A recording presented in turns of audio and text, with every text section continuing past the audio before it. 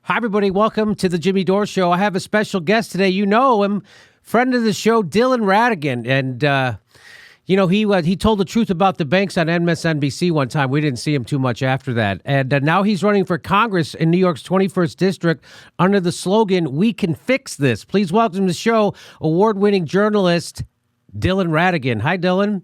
Jimmy, it's a pleasure and an honor. How are you? I'm doing fantastic. Now, tell me why you're running and what you want to accomplish. Well, if you look at Donald Trump as the protest vote that he was against a broken political system that's been abusing so many of the people of this country for decades, the only thing that exists today is the opportunity to move through the wreckage of the Trump presidency and the protest vote that it represents, not to try to return to the lies and broken system that created Donald Trump, but rather to move through the wreckage into a position of creating what we actually want by doing the reality check, Jimmy, that Donald Trump has forced upon us, which is that our political system is broken, that our political system has made banking and trade and healthcare and education and war policies that have been abusive and destructive to the potential for human beings in this country, that we've taken human beings and looked at them as liabilities to be managed rather than assets that are the core of our basic existence. We prioritize insurance companies over patients. We prioritize bureaucracy and education over students. We prioritize theatrical war and murder over any strategy of any kind or honesty about the fact that we're really in this for oil. We lie about our banking and trade policies in a way that we tell people that it's for the benefit of America, when in reality, it's completely destroying the possibility for investment or real jobs in places like New York 21 here in upstate New York. But really, it's one of 70% of the congressional districts in the country, Jimmy, have experienced the exact same thing that has plagued upstate New York. And you can either sit around for the rest of your life complaining about these things, or you can step up to the plate and offer some representation and leadership to move us forward to a place where we can have a reform in our political system, and we can have honesty about what's broken in our political system, and we can start to drive real movement towards where we want to be in this world, which is into the decentralized, into the distributed, away from the centralized powers. And in that transition, create not only the jobs, but the stability, adaptability, resilience, and possibility for people that has been stripped from them because of the system that we have found ourselves subject to over the past 3-4 decades. Yes, I would agree. The problem, you outlined the problem. We are a corporatocracy, and that no matter what it is, if it's Wall Street or if it's insurance companies, we're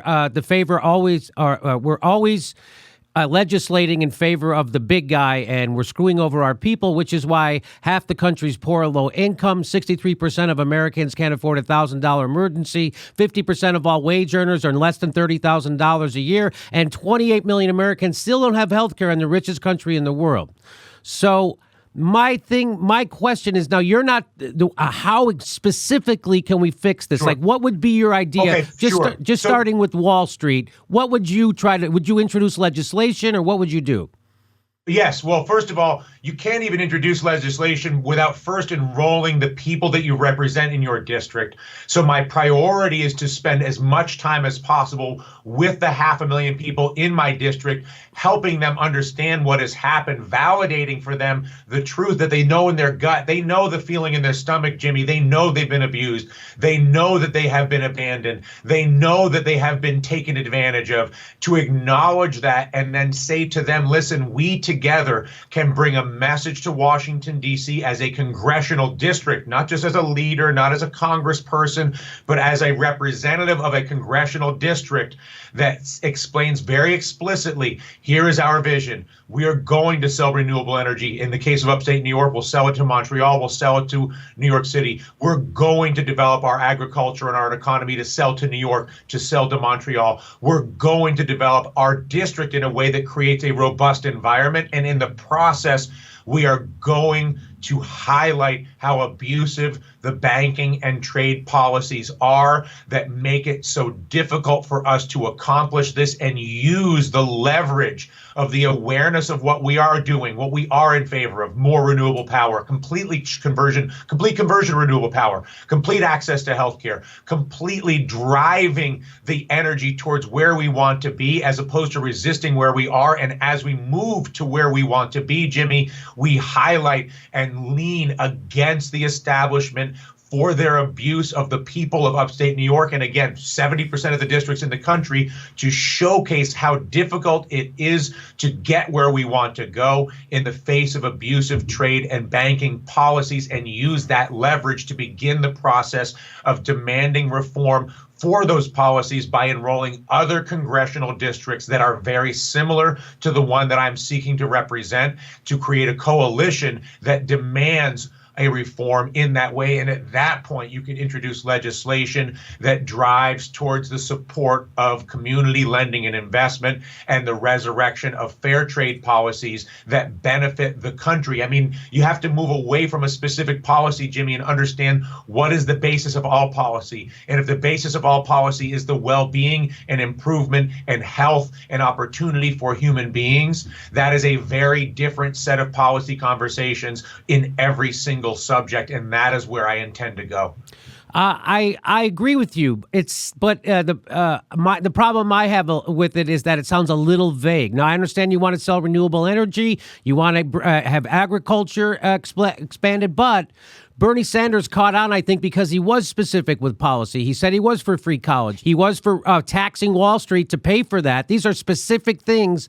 And he was for Medicare for all. Those are things that people can really galvanize around. And so are there anything like that that you can throw out right now at us? I mean, well, listen, I agree with the Medicare for all. That's a necessity. I agree with that state college should be free. I agree that tax policy needs to support that actually in an efficient way. Here's where I differ from Bernie Sanders, Jimmy.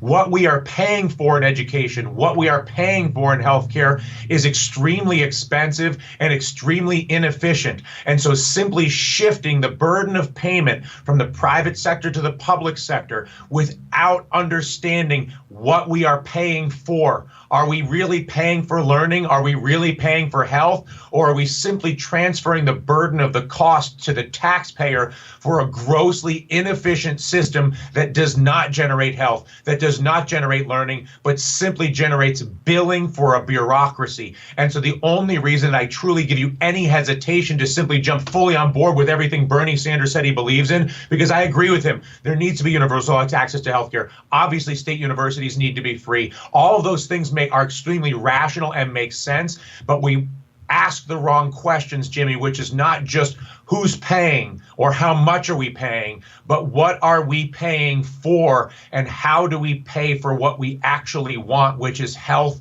and learning, as opposed to simply shifting the cost around based on political rhetoric while either bankrupting ourselves in the private sector or bankrupting ourselves in the public sector whilst not achieving the goals that we seek, which is education, really learning, and health. Does that make sense? That makes sense. You know, when Barack Obama was elected the first time in 2008, people like Barney Frank were recommending that we cut the Pentagon budget by 25%. That was in 2008. We are now spending 40% more on our Pentagon budget than we did at the height of the Iraq and Afghanistan wars. 40% more. There was never a town hall meeting about this. There was no discussion. There was no op-eds. Anderson Cooper didn't go to West Virginia and interview people. Nothing. There was no discussion about this.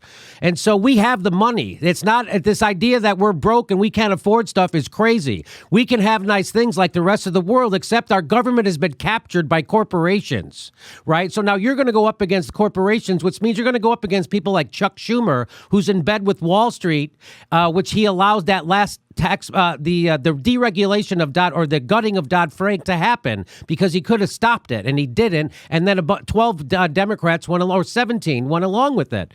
So how do you fight against the Democratic machine that's in bed with the people that you're trying to fight? You have to be in favor of what you believe in, Jimmy. You cannot go to war with those systems and those people. You have to enroll the people of the district, in this case, upstate New York 21, in a vision of where we are going.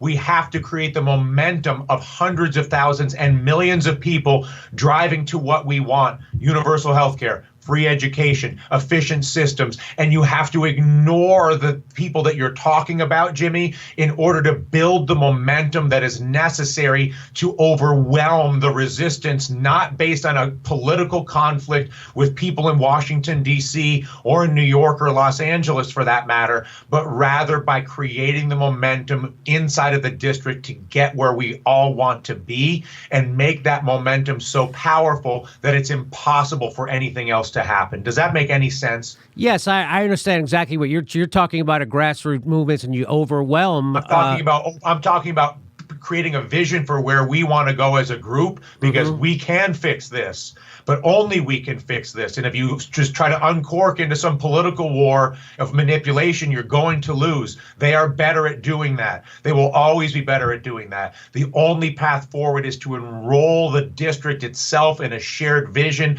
and every congressional district that is like this one in a shared vision of where we intend to go, and to work together to go to that place on education, on healthcare, on the economy, on economic development, on banking, on trade policy, by doing it from the district out, as opposed to through the manipulations of Washington, D.C.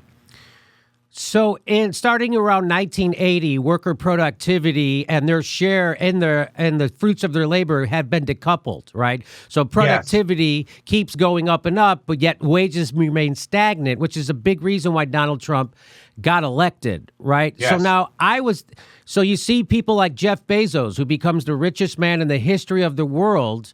At the same time, the people who work for him on food stamps and pee in bottles.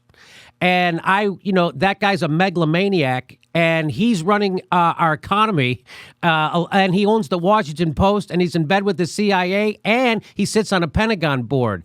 Do you see any problem with any of that? I do. I believe that we have to look at this moment, Jimmy, to Teddy Roosevelt and the period of the last industrial revolution. We are going through and are in the process of experiencing yet another industrial revolution. And it's not industrial in the steel and aluminum sense of the word. It's industrial in the sense of the shift of how we deal with information in networks and how we distribute product and people around the world. A natural consequence of this shift, this industrial revolution that we are experiencing, is a complete consolidation of money and power inside of the most powerful monopolies in the history of the world. I would offer you a couple of thoughts. The government's obvious path is to use antitrust law, not to break these companies up a la the railroads, because the network, Amazon's network and Facebook's network, is their value proposition. Here's what you do, Jimmy. Your personal data, Jimmy Dore's personal data, is your personal property. And right now it is being harvested and monetized by Facebook, Amazon, and the others. What you do with antitrust law is not break the network, which has incredible value to you, Jimmy Dore, me, and everybody else in this world. But you use the antitrust law to shift the ownership at these gigantic monopolies, not into fragments of little tiny pieces like it's the railroads in 1910. But rather to shift ownership down to the network users, so that all of the equity in Facebook, in Amazon, resides with those who are the value in the network, which is the customers and the users. And in the process, you change the world's perspective on data, because data is your personal property. Your data, Jimmy, is yours. My data is mine. And as people come to recognize, and the government steps in using antitrust law to defend personal data as an economic and personal asset that is inviolable. It's no different than taking the cells of your body. It's no different than stealing your blood. Your data is you. And that data is being harvested and monetized by abusive and destructive monopolies. However, the benefit of the networks that have been created, much like the benefits of the railroads themselves, are incredible. And so to destroy the networks is foolish. but to allow the networks to function as they are without being confronted and dissolved into a distributed ownership that is the paradigm of the 21st century using antitrust law is destructive to all of us as a people. There's a path, Jimmy, to keep these networks, to keep the benefit of these networks, and in the process, resurrect basic personal security and dignity by returning ownership of our data to ourselves. Please make sure you're subscribed. It only takes a second. Make sure you're subscribed and click that bell so they give you a notice whenever we drop a video. And if you can become a patron, we give you hours of bonus material every week. Our next live show is June 30th in Portland, Oregon. And we do a super solid chat every Saturday. That's our live stream. You can ask us questions and we answer back. That's Saturdays at 2 p.m. Pacific. Plus, we're on Steam It. We're steaming it right now.